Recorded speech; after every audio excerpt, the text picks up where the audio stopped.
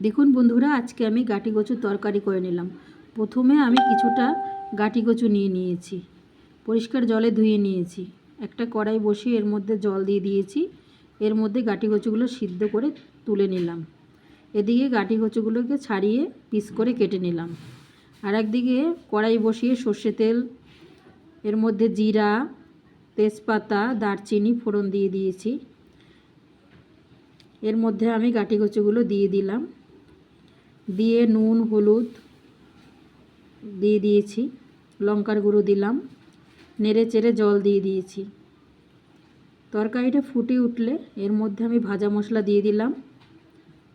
ভাজা মশলার মধ্যে দিয়েছি ধনে এবং জিরে ভেজে গুঁড়ো করা, আর দিলাম চিংড়ি মাছ বাটা। অবশ্যই সবাই রান্নাটা করে খাবেন, খুব ভালো লাগবে। সবাই ভালো থাকবেন, সুস্থ থাকবেন।